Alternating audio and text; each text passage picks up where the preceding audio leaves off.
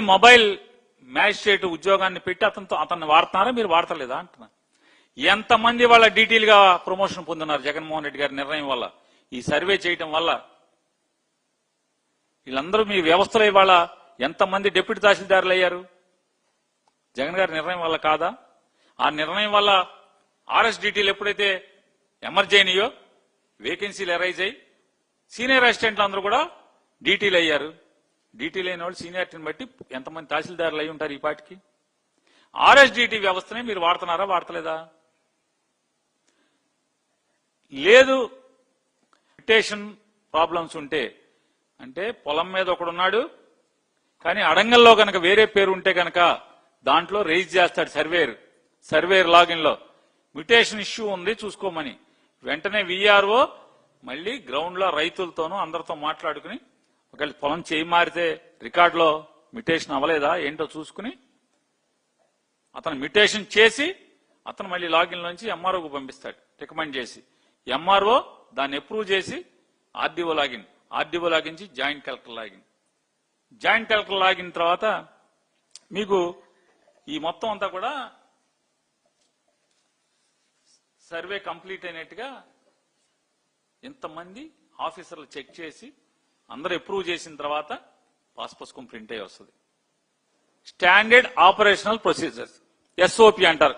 IAS ఆఫీసర్లు అందరూ, మంత్రులు, కొత్తగా మంత్రి అయిన వాళ్ళందరూ కూడా ఎస్ఓపి అంటారు.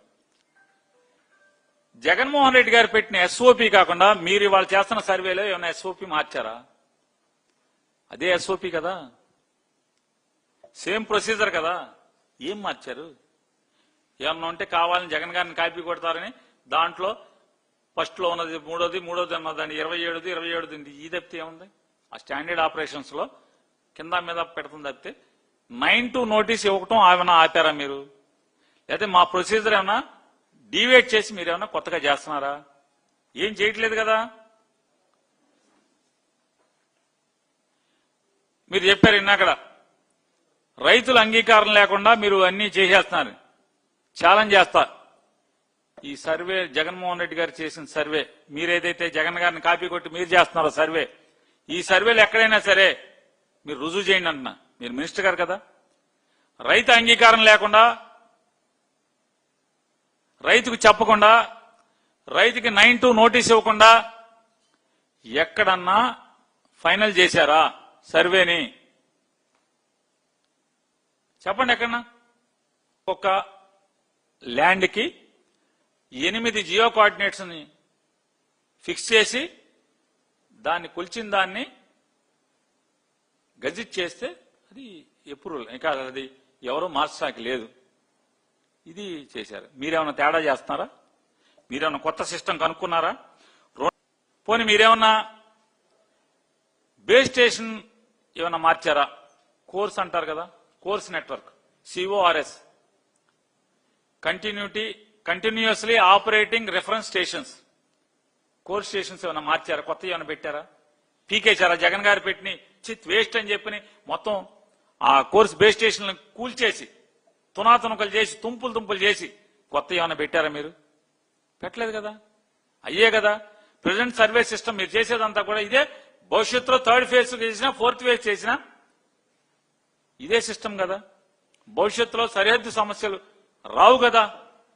అమెరికాలో కొడుకుండి వీళ్ళ ఆస్తి చూసుకోవాలంటే వాళ్ళ నాన్న ఫోటో తీసా QR కోడ్ పంపిస్తే మొత్తం కోఆర్డినేట్స్ అన్నీ వస్తాయి. ఆ కోఆర్డినేట్స్ ని గూగుల్ ఎర్త్ లో కొడితే వాళ్ళ పొలం చూపిస్తుంది కదా.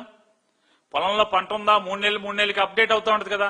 పొలంలో పంట ఉందా, పంట లేదా తెలుస్తుంది కదా. ఏం చేస్తున్నారు? జగన్మోహన్ రెడ్డి గారు పాస్ పుస్తకంలో కానీ మీ దాంట్లో ఒకటి ఏంటంటే ఒక సరిహద్దుని మీరు కలిపారు. దాంట్లో ఒకే ఒక సరిహద్దుని, ఆ సరిహద్దుని కలపడం లేదు, గూగుల్ మ్యాప్స్ లింక్ చేయడం, దాంట్లో అలా కనపడుతుంది. గూగుల్ మ్యాప్స్ లో, గూగుల్ ఎర్త్ లో అది కనపడుతుంది. అంతే కదా. ఏం చేశారు మీరు అన్న?